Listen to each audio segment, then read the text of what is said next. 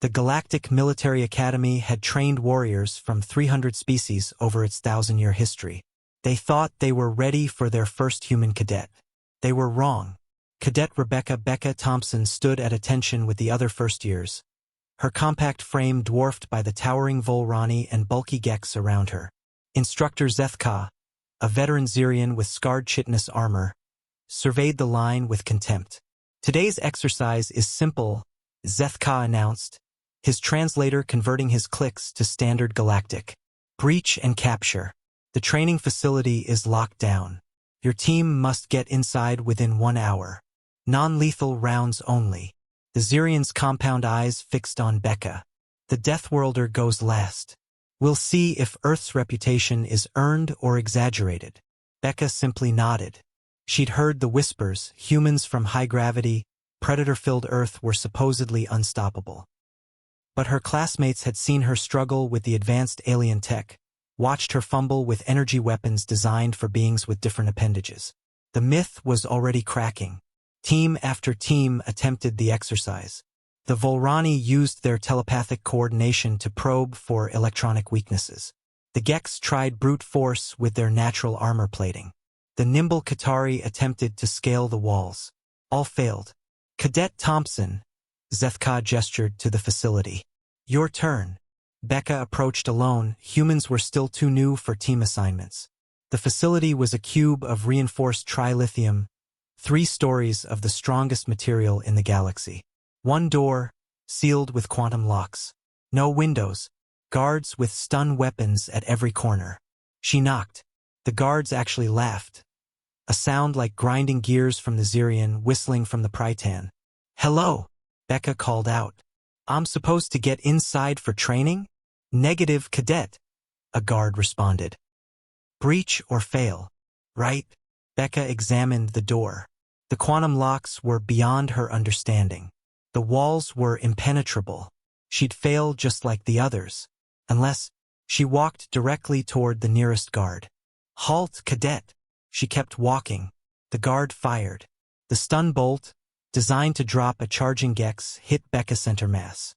She stumbled, her nervous system screaming, muscles spasming.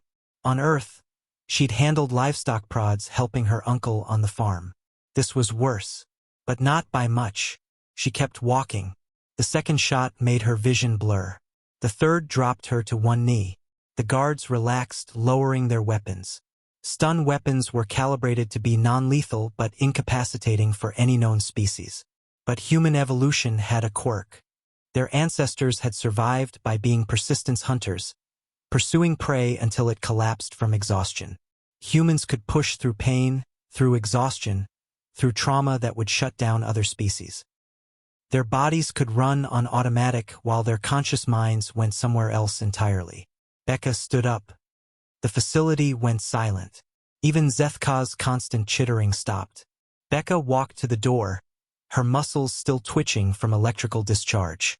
She gripped the handle, a simple mechanical backup that everyone had ignored in favor of attempting to hack the quantum locks. The door is 20 tons of trilithium, a guard said nervously. Even a Gex couldn't. Becca pulled. Nothing happened. She adjusted her stance, remembering her father teaching her to deadlift hay bales. Legs, not back, she muttered. The electrical damage was actually helping, her muscles firing randomly, recruiting fibers that normally stayed dormant. The door groaned. That's impossible, Zethka breathed. Becca's face turned red, then purple. Blood vessels stood out on her neck.